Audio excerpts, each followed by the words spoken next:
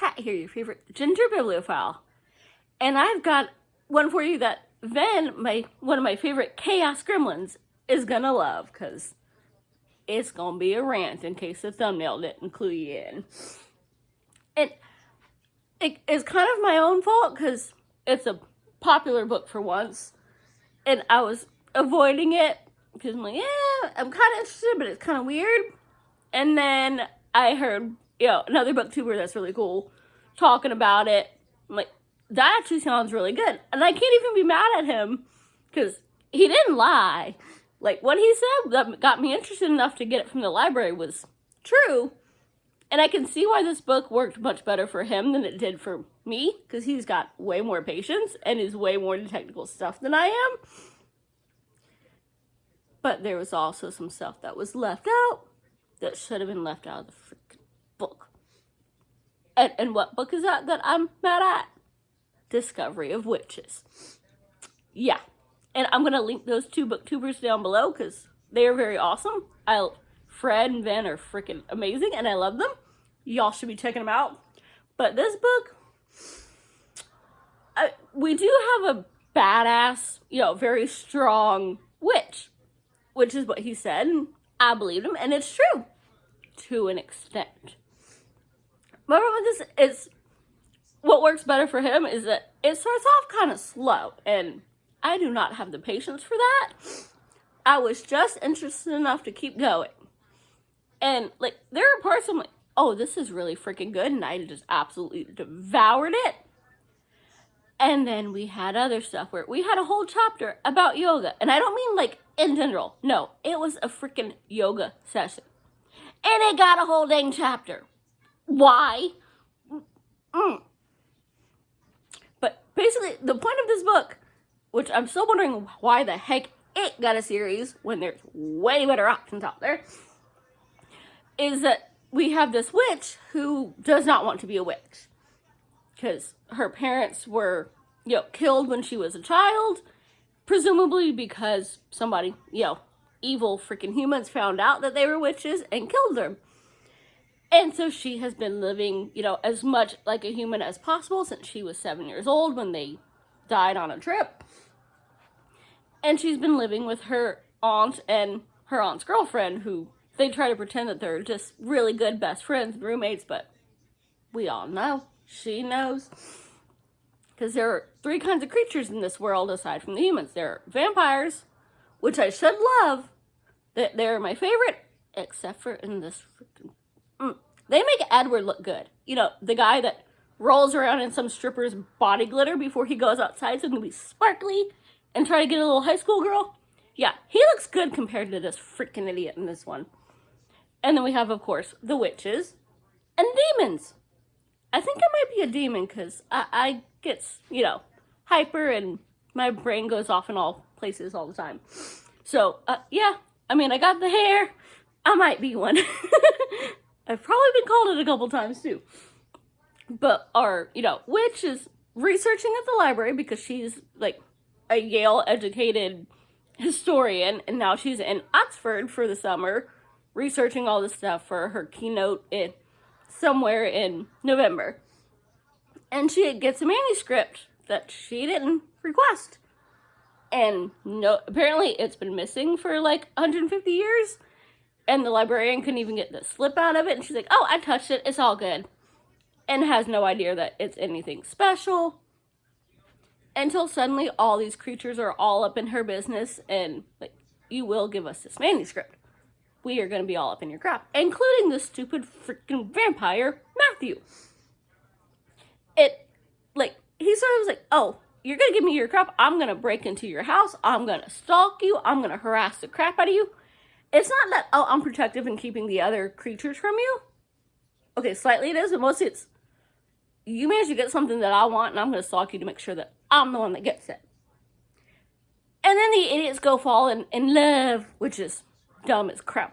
This is the part that bugs me to no end. She's supposed to be, well into her 30s, and she's acting like a 13-year-old with her first freaking crush, and so many daddy issues, she doesn't even realize she's got them yet.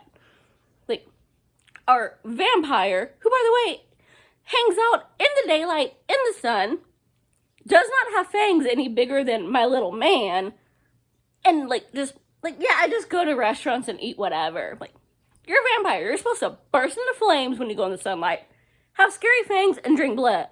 Not, oh yeah, we're going to the yoga studio and I was stalking you out on the river. What? No. And then he acts like some freaking, alpha male podcast idiot that needs to choke on his freaking microphone. And she's just so in love with him. Like, she hates his guts for a week. And suddenly he goes all uber controlling and she decides that it's not, all up in her business anymore.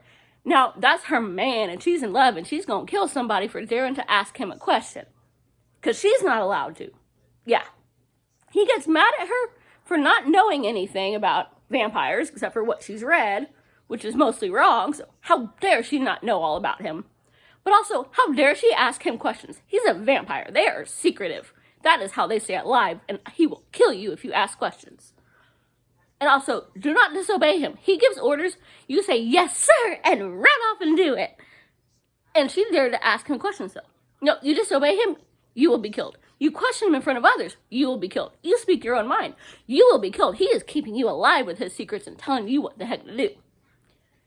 And he goes off and does stuff that affects her directly after she goes and claims that she's in love with him, because she's freaking stupid as all get out, obviously. And, it's like, oh, yeah, she has no right to know what he's doing that directly affects her and could get her killed. That isn't just asking him questions, because how dare she? Yeah. And then she goes and acts like this idiot, like, oh, we're going to go see our family, and I'm going to take my man with me to go meet him. And threaten to kill somebody, because how dare she? Like, oh, you just asked my man a question? Let's go. I will burn you to a crisp. Like, are you a dumb 14-year-old that, your boyfriend banged your, some chick and you're going to kill the chick instead of the boyfriend that knew he was yours? Because that's what she's acting like. It's like, I've known you my whole life. He should have freaking told you. He lied. But it's not his fault. No. I got to protect my man at all costs. Let's go. Like, no. They need to whoop your ass and drag you off to therapy.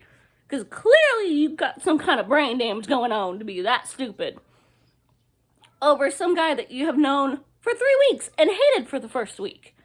And he does all this crap to her that she does not know. Like, she didn't consent. She don't even know it freaking happened. And she apparently has no right to question it. But she is in love and willing to murder or die for him.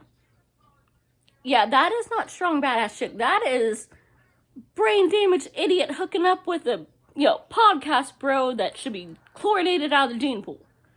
And calling himself a vampire? Really? You ain't no freaking vampire. There are better vampires than that idiot. I don't care if he is some 1500-year-old European dude. And half her excuse is, he's just so hot. Of course, the whole world is just falling to their knees at the sight of him. Yeah. Their description of him sounds like somebody that would be like a drunken rebound toy for me. But, different strokes, different folks. But the guy that they cast for him in the TV show, maybe I'll at least get some eye candy. I get 1,500 years ago, there was a different standard for hot. But, he looks like anybody that could, be the Walmart cashier in a small town. That ain't, I'm gonna, fall in love and forget that you're, worthless trash, hot. That is, you're not even worth one look, much less two. So, what? Really? Our vampire is a freaking narcissistic, hypocritical prick. Our main, supposed to be strong character is a badass until she's around her stupid fake vampire. And then the demons kind of get the shaft. We don't see much of them. So I probably would have liked them. So, yeah. This is a popular one that, good thing I got it free from the library. Because if I paid $0.25 for it, I'd have been returning it for a refund. And it had such potential. They just need to, I can't believe I'm going to say this, but they just need to kill the vampires off. And get rid of the stupid enemies to lovers crap. And then it would have been a really good novel. You just got to get rid of the freaking vampires. Which should never be said. Vampires should be added to everything and make it badass. But no. These vampires are not vampires. Twilight has better vampires than these pricks. And they're more self-aware, too. Even though, you know, he's a dumb teenager and this dude's 1,500 years old and, you know, died at like 30 or something. So, yeah. Do with that what you will, but, there you go, Van. You have something else to harass me about, because just freaking... It could have been so dang good. We had a great potential with this main character. And parts of it, there was some freaking action, and it was good. And it left off on a really cool cliffhanger. But half of it had their fake vampire and her dumb ass obsessed with some narcissistic prick playing on her daddy issues. And no, nobody should be condoning this. So, no. But yeah, and apparently somebody likes it enough that it went from a trilogy to a 5-part series and got a TV series. So, you know, maybe I'm just wrong, but yeah, that's I am definitely not following up on this at all. That series is, I would rather read Twilight than that. But do what you want to do with that, and I will see you in a hopefully happier video. Bye! Happy haunting!